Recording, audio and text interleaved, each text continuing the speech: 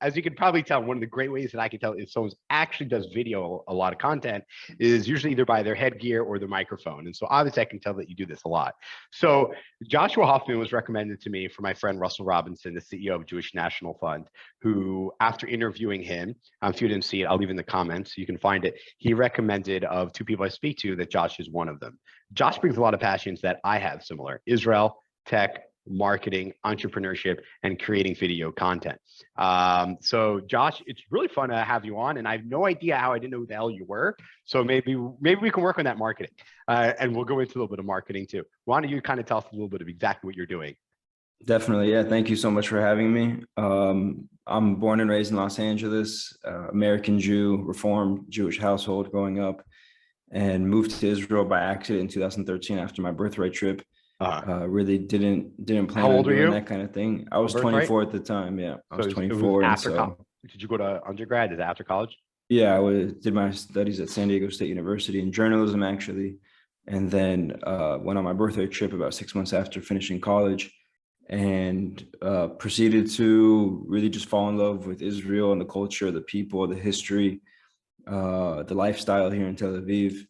And one thing led to the next, and I founded a streaming platform called Izzy, which specializes in Israeli content, movies, TV shows, documentaries, and that's basically what I've been up to the last few years. Awesome, very cool. So first, let's talk about a little journalism. You studied journalism, right? And would you say you're using that at all in the work that you're doing now? Yeah, definitely. I mean, I think when you look at entrepreneurship and sales, business, and certainly marketing, it's all storytelling, right? And so how to craft a good story, how to communicate a good story, how to use different mediums in today's day and age. Back when I was studying journalism, digital was obviously there, but it wasn't as robust as it is today. Whereas, we were learning things like radio and TV and magazine and newspaper.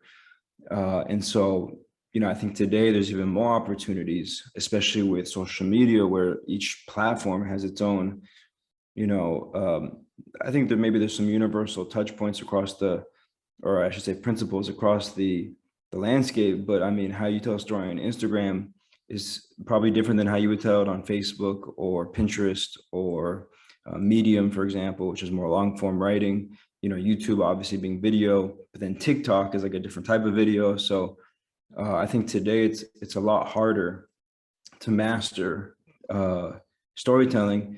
Good storytelling, I think, has the same attributes, but how it comes to life based on the plentitude of platforms is a little bit different than the journalism that I learned in school.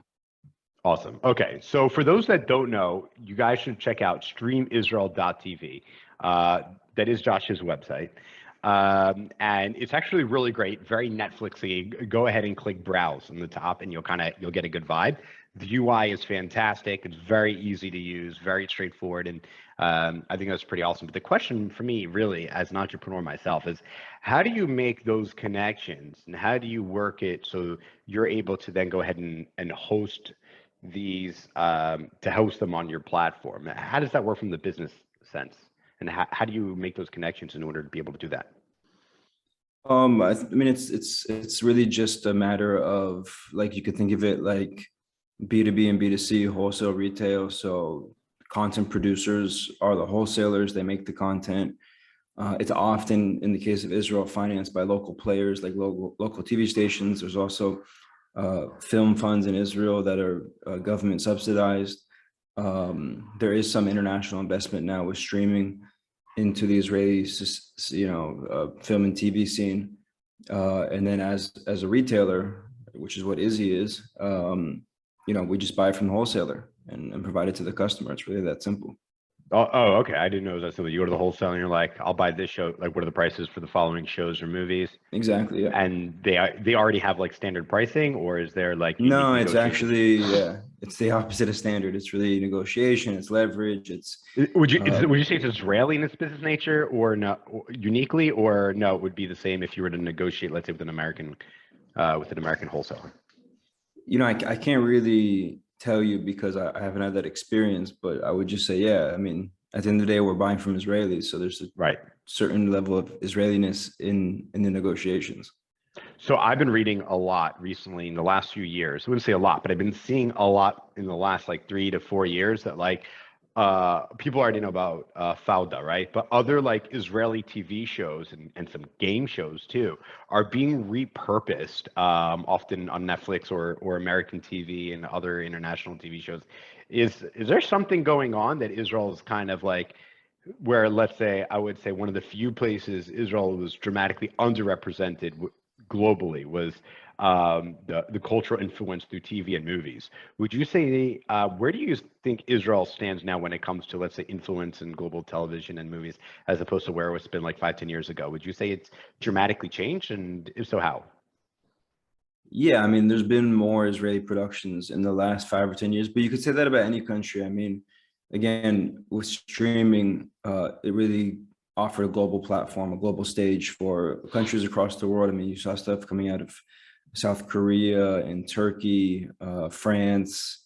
So I think, people are really getting a taste of different countries and cultures based on streaming and the internet and things of that nature. Um, the other thing that's maybe a little bit more unique about Israel is that if you look at the history of TV in Israel, it's quite new. For the first like 30 or 40 years of the country, dating back to 1948, you basically only had one or two TV channels in Israel, like in the whole country, and they were government operated, or subsidized, I should say. And then in the early 90s, you started having what they call commercial TV, which is private companies having TV channels. And then you had three operators operating one commercial channel, like in 1991 or two. Then that broke off into two, and then three. And even today in Israel, you don't have that many, what they would call in other countries, cable TV channels. I know in the States, for example, when I was growing up, we had like, I don't know, 1,000 channels, or in the hundreds at least. And in Israel, you still only have about 5 to 7, but now you have satellite. And so, you can watch HBO or you can watch whatever. And now you have streaming. So you can, Disney Plus just came to Israel, for example. Mhm. And so, yeah, I mean, there are some things that, because I think Israel adopted the whole TV industry, commercial TV industry, at least much later than maybe in other countries, especially from the States, that played a part maybe in the recent emergence of Israeli TV and cinema on the world stage. But at the same time, I think a lot of countries are seeing that sort of trend themselves because of the sort of international global trend of streaming. Right. Do you think that Israel's going to follow the way of, let's say, the American consumer and like a cord cut, so to speak, and just go primarily streaming? Because in my house, what we do, I mean, we had a 65-inch TV, which my wife made me take out of the living room, but it doesn't like we don't pay for any cable or TV or anything. Never in America, never here. It's Netflix. We're watching YouTube and all of that on TV, basically on demand, right? So as opposed to we mean it's more ideological. We don't like other people controlling what comes into our TV. We select what we want to watch. But would you say, and I know that's a growing trend globally, in America in particular, would you say that's going that way too? Because I feel like a lot of people are still watching a lot of traditional TV in Israel and less on Netflix and streaming. Well, I mean, it's a very nuanced question, because in general, Israel is part of the world. So any global trend is ultimately going to come to Israel in some form or fashion. But I do think that when you look at something like Netflix, I mean, the joke with Israelis is they really don't like American movies, and they do like some American TV, like Friends or How I Met Your Mother, but a lot of them don't love American humor as it comes to life in film and TV. It's not that they don't like it; they just don't relate to it. It's not their culture. And so I think that when you see, like, for example, in the States with cord cutting, that's because there's so much on Netflix that's of relevance to the average American viewer, that they say, well, I don't need, my Comcast or my Verizon or whatever your cable provider used to be, because I'm filling the void with Netflix and HBO Max and Disney Plus, etc. In Right. Israel, because there's probably, like, Netflix is very strong in Israel. Disney Plus, I'm sure, will be successful here. But I still think that the average Israeli viewer still wants that Israeliness in their TV, and they're not going to get that on streaming platforms. And so that inclination or that desire might maybe diminish the level of cord cutting that you're talking about. Although I still think it will exist here, just like any other trend. Awesome. So the TV shows that you do have on your platform, let's say, take focus back to you, which is really awesome. I have to say, I'm very impressed with what you did here. How many of them would you say are, or would you say, are any of them in English, or they're all in Hebrew with with English subtitles? Yeah, I mean, vast majority are in Hebrew with English subtitles, again, because they're made for the local audience in Israel. They're funded by local players in Israel. Right. And Hebrew obviously being the national language of Israel. We do have some programming in English. We're actually producing two originals right now. They both will be in English. That's cool. But I would say, I mean, you know, what I found moving to Israel that I didn't know before is that, you know, Hebrew is not just a language in Israel. It's really a key into the culture and to the society and even to the history in some cases. And, you know, when you look at a place like the US or England or South Africa or Australia, all those countries speak English, right? In terms, you know, officially. And so, yeah, there are some slang and some sayings that maybe can allude to American culture versus British culture, but America or English by and large is a language, and it's not a bad thing. It's just it is what it is. So I think when you watch Israeli TV, you really do need to watch it in Hebrew, because the minute where you try to do Israeli content in English or in Spanish or in other languages, you're really going to lose a lot of that cultural nuance and societal nuance that maybe doesn't have the same level of predominance or significance in other languages. Yeah, I know there were some Israeli artists that I liked growing up. There's like some rock artists. There's one called Hayudim, and then they try to do some like songs in English, and I'm like, this is terrible.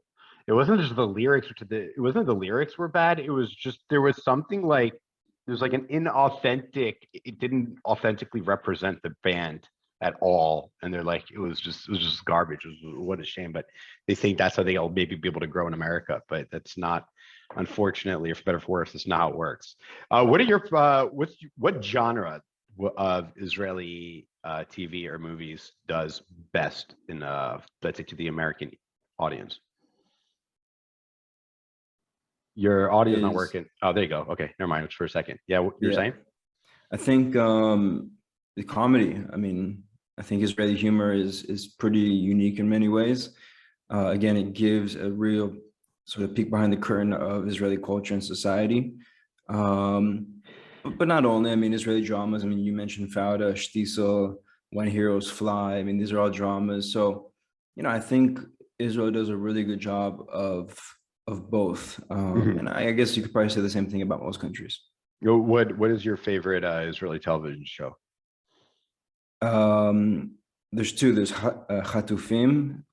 which became Homeland, which I believe was on either HBO or Showtime.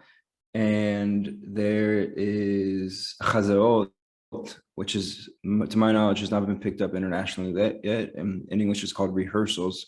And that was about a couple. They were actually a couple in real life, but they were a couple and they were writing a play together for a playhouse here in Israel. And it's like a mellow comedy drama kind of. It was a nice sort of hybrid. And they ended up breaking up as they're writing the play, and they were living together, and they have to move out. And so, you know, it has all the romance and the humor and the uh, very Israeli elements. So those are my two favorite. All right, cool, awesome. I found I know this was on Netflix, which is where I mostly was consumed anything Israeli. I thought the show Hashoter Hatov, was it the good cop or whatever? I don't know what it is in English. I found that to be absolutely hilarious. And then there was it was a while back. What was it about those Haredi yeshiva students? Shababnikim. Yeah. I found that I don't know why I found those to be absolutely hilarious. Awesome. So if one wants to, let's say, what do you think is the best way to understand Israel's culture if you're from abroad? Would you think TV and movies is better than, let's say, music, or would you say news or politics? If one kind of wants to like tap in, do you feel that you know, cinema or, you know, video is the best form? Definitely. I mean, music is, I would put in the same, has that cultural significance. But the thing with music is you don't have your English subtitles or other Right. That's subtitles. you just sit there with the lyrics. Right. So yeah, I mean, news is garbage. I mean, that's why I started Yeah, news is garbage. Izzy, like point blank. And I'm not ashamed to say this, but you know, the I don't know if I would call them the gatekeepers, but the organizations that are uh, responsible for disseminating news from Israel to the world. And I'll just call them out so we know who we're talking about: Times of Israel, Jerusalem Mhm. Post, I-24 News, ILTV. Um, I don't know if it's something specific to them or they're just a product of the news environment, but it's not interesting. And It's really not. It's really really not. It's terrible. I mean, the best place to find Israeli news for me is Twitter, yeah, and I would assume it's which probably is citizen, universal. yeah, that's Right. citizen journalism, right? I mean, Right.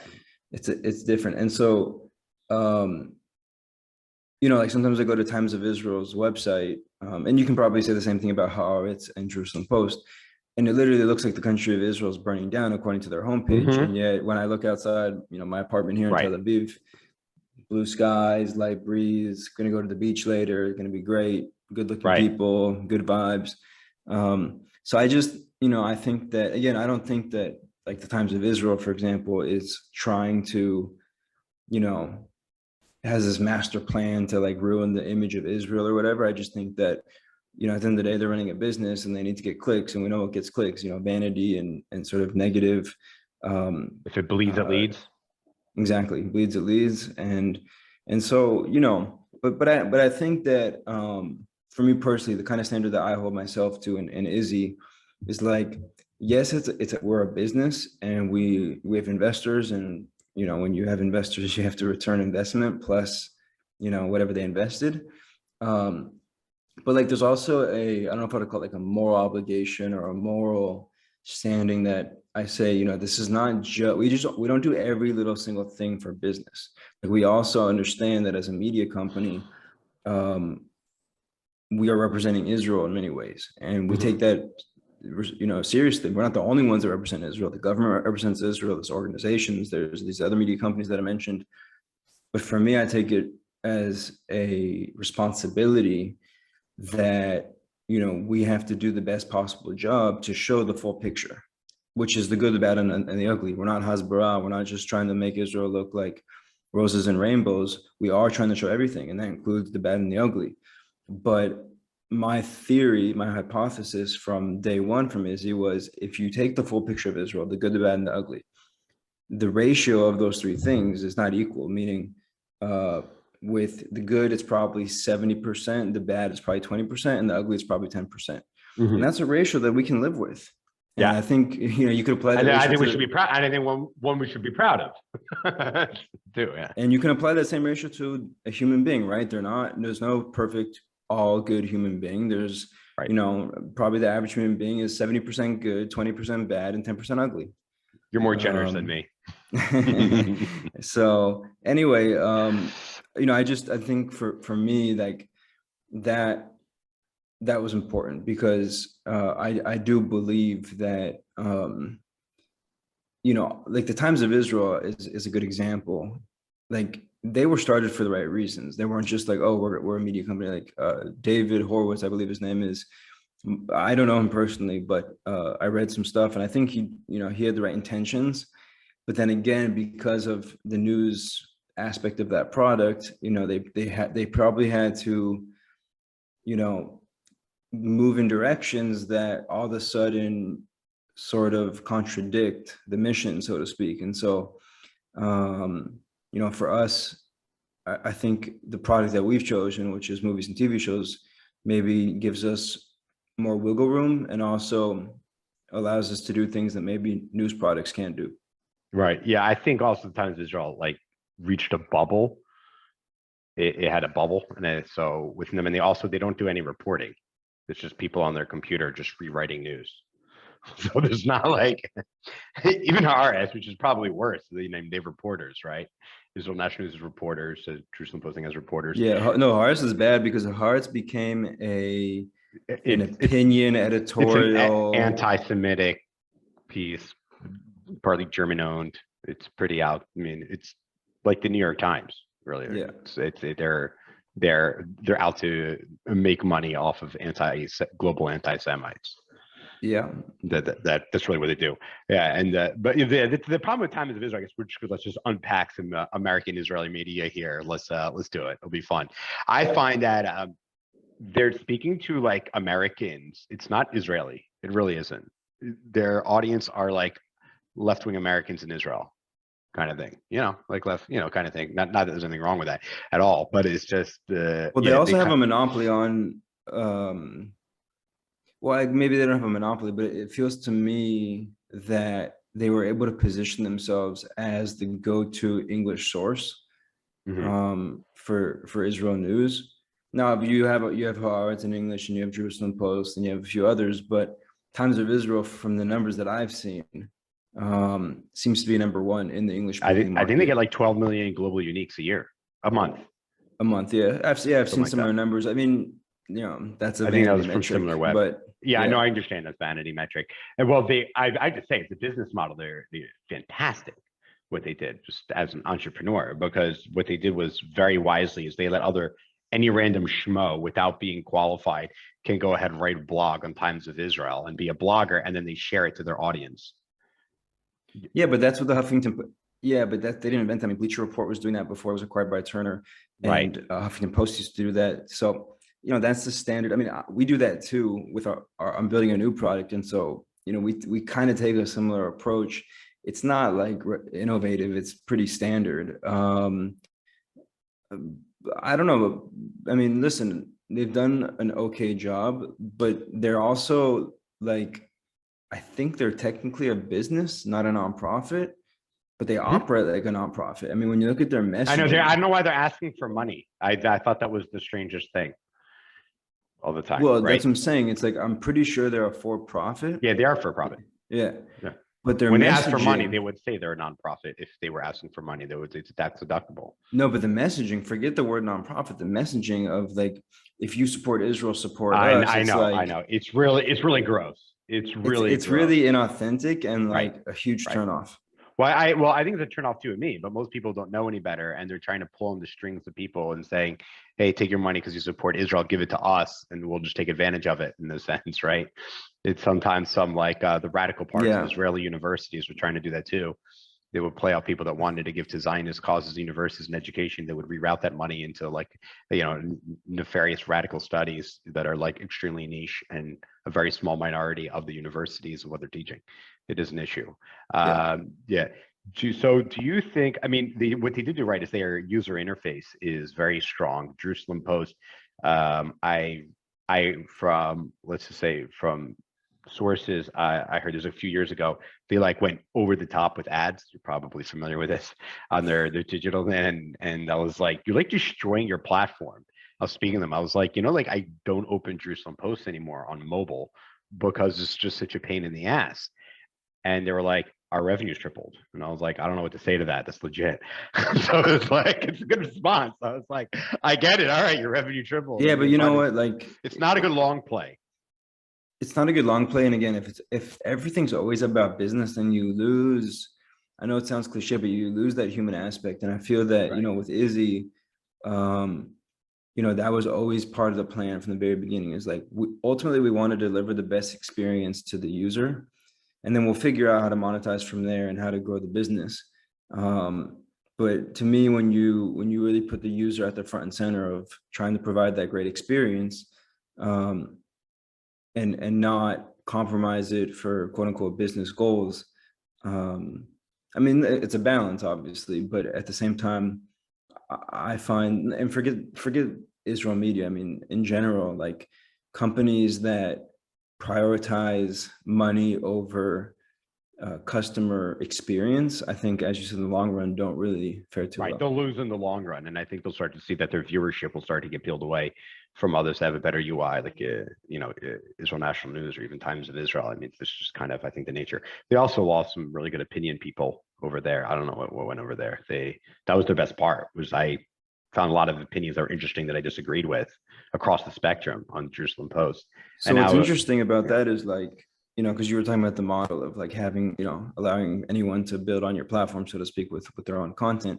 But I think now with like Medium and now Substack and Yeah, just, Substack's really doing yeah, great so over it. people I are love what they're realizing doing. like, why do I need to bring my IP to Times of Israel or HuffPost or Right. whatever, if I know how to do marketing, and or if I already have an audience, whether it's Twitter or an email list, then I can own my audience now. I don't need to rely on these publications. Mhm. And yeah, I think also like the sex appeal of Times of Israel and some of these bigger platforms, you know, kind of went away because it just became normal and mainstream. And now with, you know, a tool like a Substack, you know, I'm finding like, it's actually funny because I recently started a Substack 2.5 months ago. Congratulations. And How thank can we you. find it? It's futureofjewish.substack.com. Uh, and so anyway, you know, there was one situation I had where I had interviewed a relatively high profile Jewish influencer on my podcast, also called Who? Future of Jewish, Jamie Geller. Mhm. And she, for the first time, really opened up about the anxiety and the depression that she was going through as a content creator, Whoa, whoa. and how it really, yeah. And so what I was going to do is I was going to send that out as a press release, because I also interviewed another Jewish influencer who also made some comments about those subjects. And so I was going to send out a press release to one of the Jewish, I was actually advised to do this, by the way. It wasn't my idea. One of my advisors was like, you should write this in a press release, send it out to one of the Jewish publications.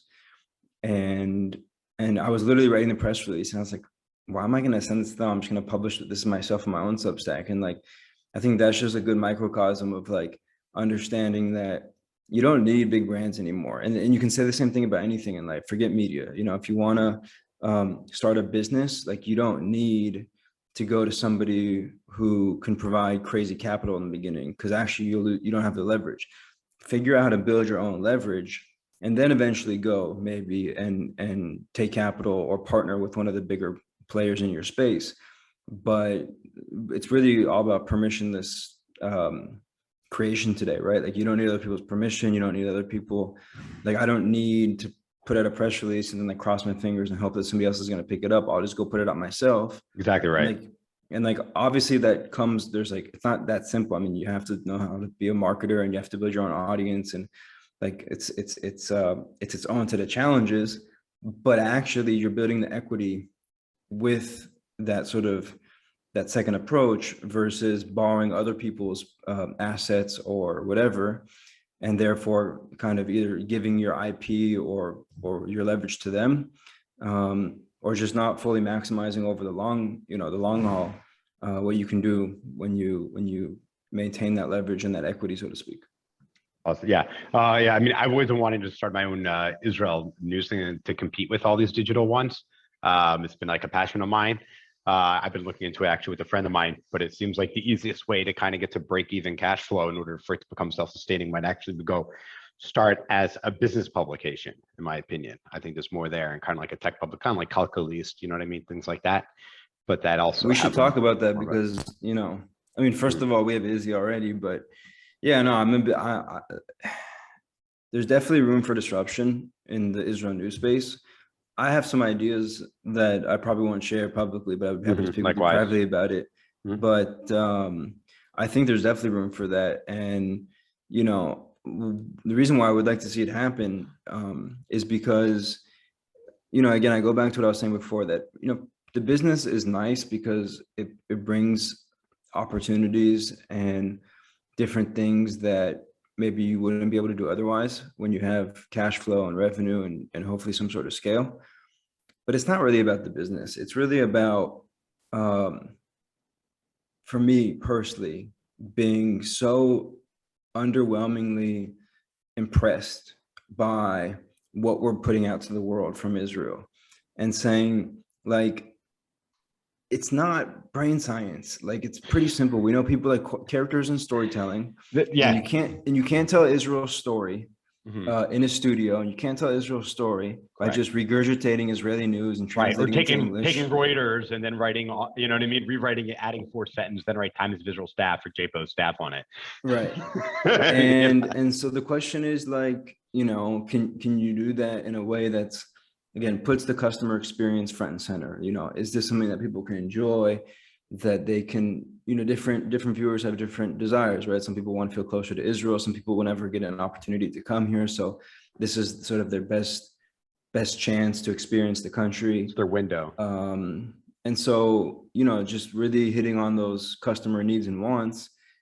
And if you can do it at scale, and if you're going to tie a nice business model to it, then I think everyone wins.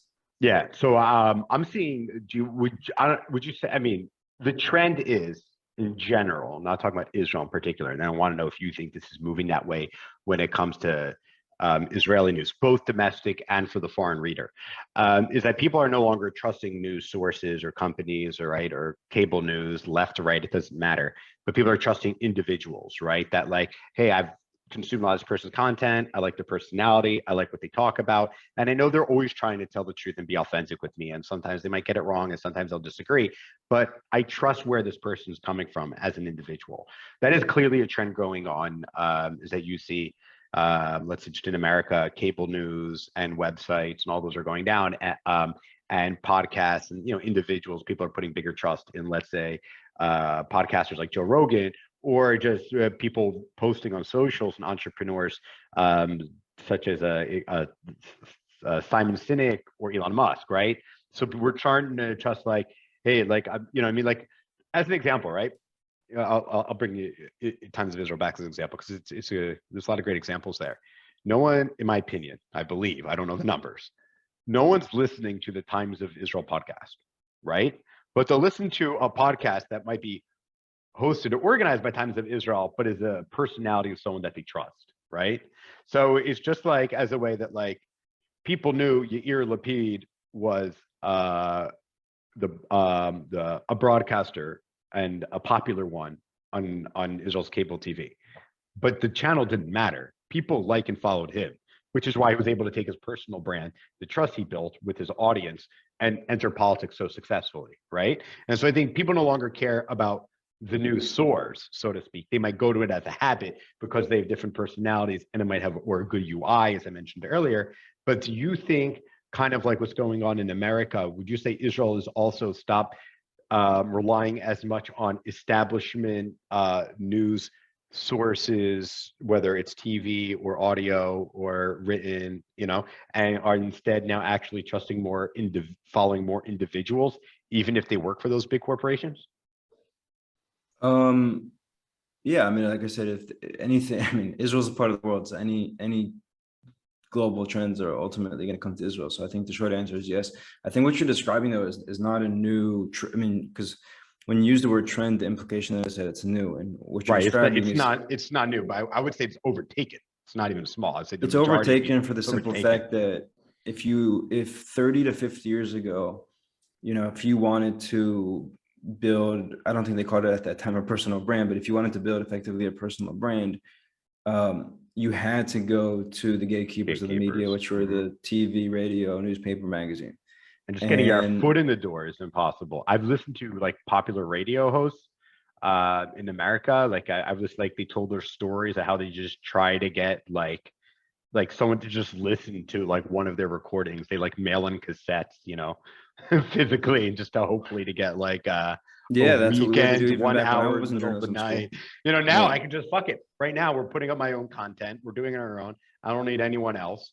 And then this is enough. And maybe someone will come by and say, hey, this is great. Maybe Josh and Yoel, some other people put something together and create something better with media, even make our own venture. You had no opportunity to break through the corrupt gatekeepers. And now what people are finding is that, kind of like what I was saying with Substack, is that,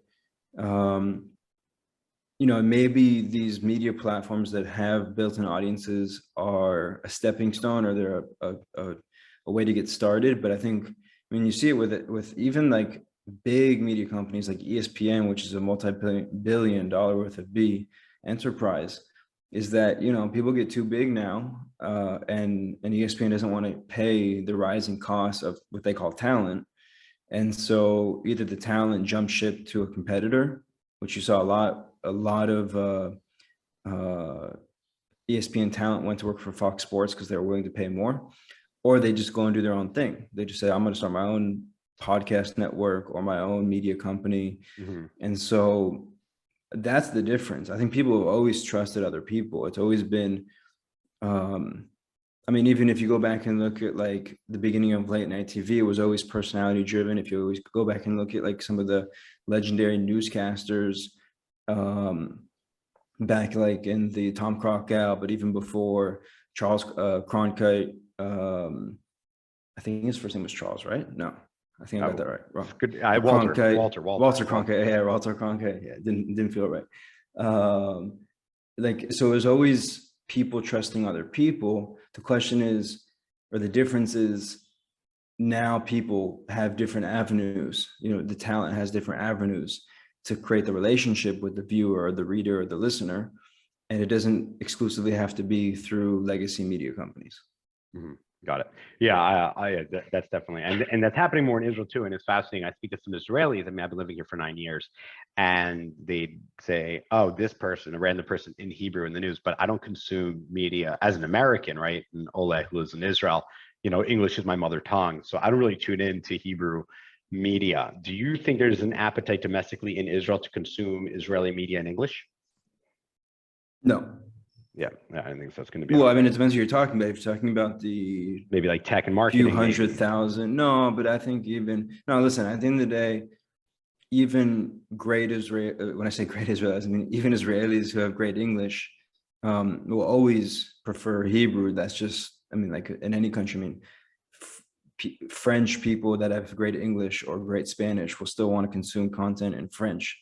Mm-hmm. So I don't necessarily think there's an appetite. I think if you can provide a new product and say this product is only available in English, then they'll consume it, because if they want that product and it's only in English, they'll consume it. But if there's an option for Hebrew or English, they're always going to default to Hebrew, and as they should. Right. No, I understand they should. Right. But if it was in English only, like, do you think Israelis that Hebrew is their mother tongue? None of them are reading Jerusalem Post or Times of Israel. No, right? They're reading Ynet or Ynet mostly, Israel Hayom if you're super right wing. Yeah. Right. Yeah. Okay, cool. God, just wondering where you're coming from that. Yeah, I was looking at, so they look at like Ynet if you're left or Israel Hayom if you're right, in English, and they translate both of them very few articles. So it's I wonder if it's just like a PR play. It's like whoever paid for PR, maybe they get in English or something. I was wondering, you're like, why did you translate this? And then you go to the website, like, you should be translating that. You know, both of them. I was wondering, do you have any insight? I don't know if this isn't really your expertise, into how they choose what Hebrew news sources that also have an English spot, that also have an English site, what they choose to translate or cover in English?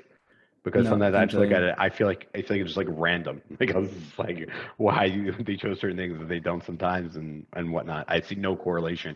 Okay, I was just curious, maybe if you see anything there.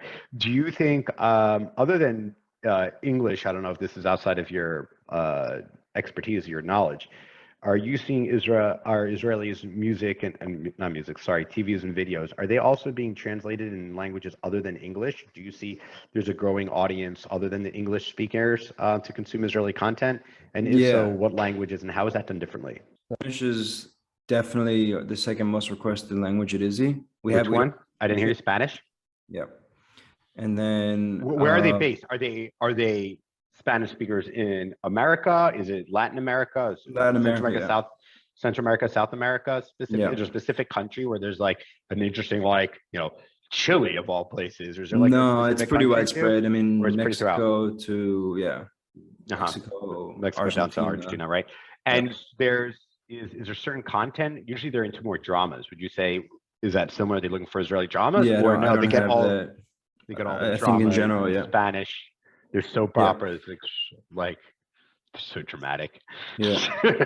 And then I would say Arabic after Spanish, which might surprise some people. Right. Mm-hmm. But yeah, Arabic I think is just because of the sheer number of people that speak Arabic. That speak Arabic, right? There's so many of them, and there's so many of them. Do you think the interest that comes from Arab speakers outside of Israel, that would be interested in Israeli made content is that they're kind of looking for a lens that isn't filtered through, let's say, their government, or that they're anti-Semitic tropes that many of these governments need to have. And the way they're able to see something unfiltered is through TV and video. Yeah, Was absolutely. that it? Okay, that's what I was assuming. I remember hearing like years ago that like Israeli porn is like extremely popular in the Islamic world. So No, so I think it's two reasons. One is for what you just said, but the second thing is I think that especially in the Middle East, where you have this country Israel that really is this mythical creature in many ways to these people, because they're never going to be able to come here either financially or politically. And it's just like this thing in their imagination that they might have seen some pictures or maybe some small video clips, but like it's still by and large this creation from imagination amplified by media and government. That like imagine you're walking in Tel Aviv and there's this nightclub and there's always a line out the door, but every time you look in you can't see anything, and you're always hearing stuff, and there's music and people are coming out and they're smiling, and you walk by it every day and you're like, what the hell is going on there?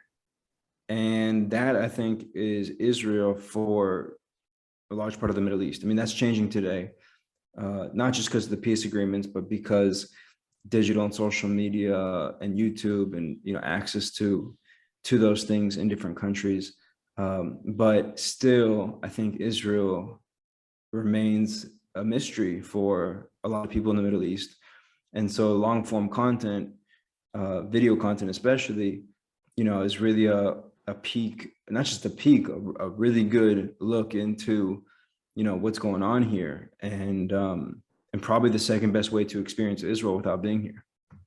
Yeah, that probably is right. Video is that powerful, right? This is what I've learned. Let's talk video on social media for a minute. How would you say, let's say, video being used on TikTok or Instagram, whether it's reels or just general posts and all of that? What kind of effect? Because we were talking about so far we're talking about like traditional television. Then we talked about streaming, like your services, right? Like streamisrael.tv. If you guys still didn't check it out yet, why are you even listening? But how do you see Israeli culture being able to be portrayed abroad using social media by regular people here are on the ground in Israel? Do you think that is a conscious decision from influencers here that, hey, I want to represent Israel and be an influencer to the greater audience? One, because there's a lot more opportunities and money and many more viewers than they can get than, let's say, domestically. Are you seeing people kind of doing something similar, but just as an individual through social media? I mean, listen, I think social media for the last several years has been the main or only tool for content creation. And then it created short form consumption trends that, you see things like attention spans, and even just the interfaces of social media platforms are quite addictive, as we know. So I don't know if it was conscious. I think that was just kind of what was available and where the majority of eyeballs were going. But I think why I created Izzy was because you can't tell Israel's story exclusively in a short form way. You just can't, right? Because there's no context and nuance or very minimal in short form. And so I think where social media can be very powerful for Israel is it can be a teaser, like a preview, but then it has to lead to the actual, entree, full set of content that we hope Izzy can be for a lot of people. But not only, I mean, if you want to go watch Israeli content on Netflix, or there's Israeli content on HBO, whatever. And I think that's where like Israeli government, Israeli media organizations, and influencers, when you only play in the short form space, first of all, I don't think it's a good business model. I think that's been proven. And then on the mission side, it really minimizes the impact that you can have when you're only doing those kind of things. Got it. Yeah. And for those that don't know, social media platforms reward strongly for how long they consume your content. So if you create longer content and it is consumed at length, you'll get much more reach. They'll reward you with that because they're consuming your content on their platform and spending more Right, time. but that's a fallacy. I'll tell you why that's a fallacy in some Yeah. cases, because at the end of the day, people are consuming social media on their phones. Right. And so two things happen on the phone. One is the screen is obviously quite small. And two, it's a multitasking environment, meaning you're getting notifications. You're even if you're just on Instagram or Facebook or YouTube, and you might see something else and that catches your attention, so that takes you away. So what you said is true in theory, but in reality, the likelihood that people are going to spend, let's just call it 5 or 10 minutes, on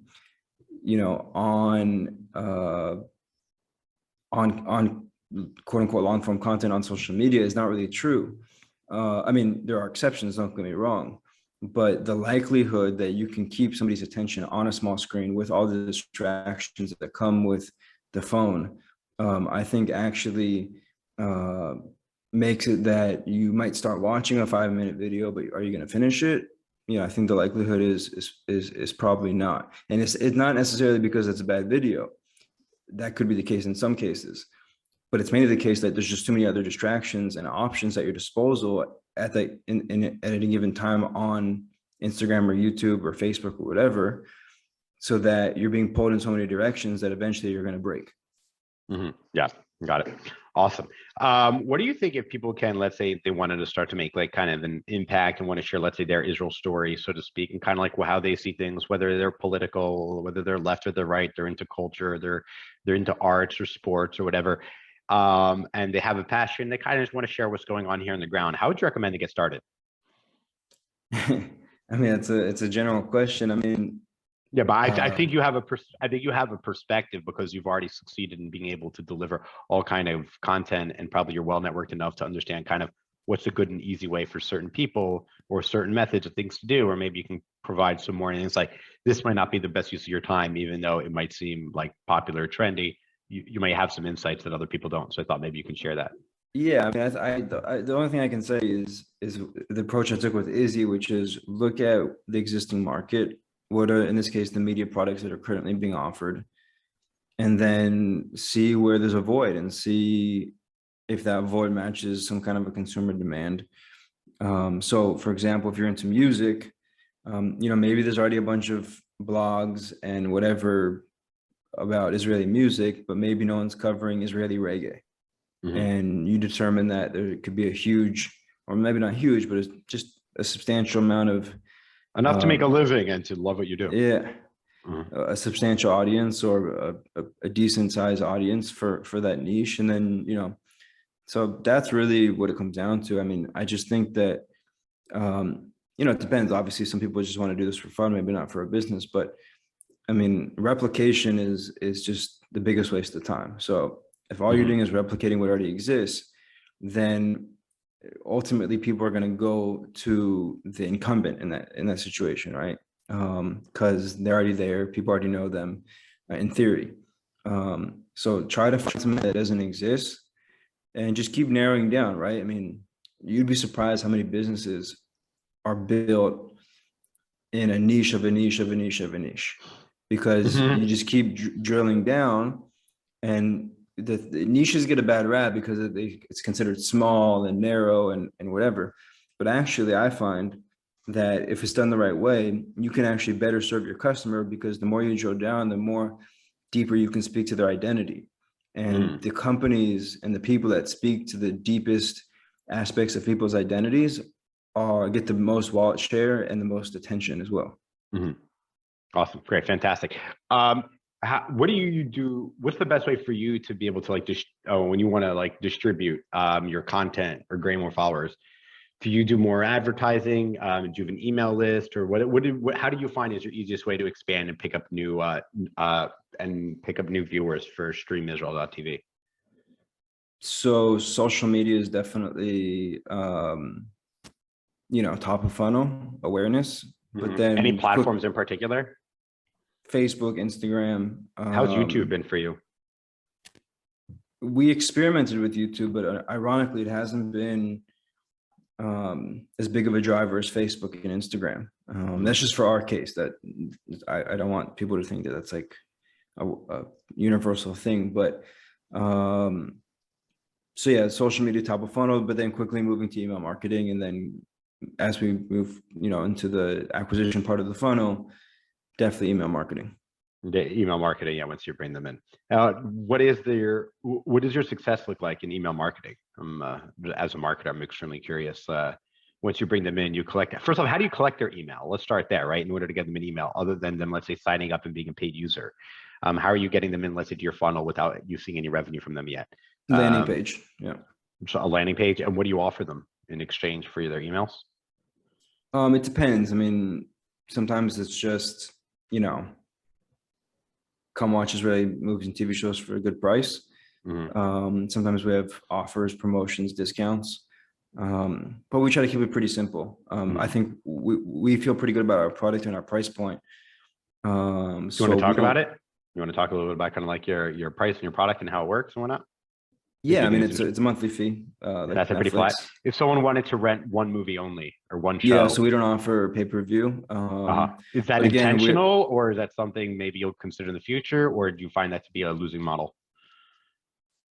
None of the above. It's simply just like, it's just better for everyone when it's monthly subscription, cancel anytime.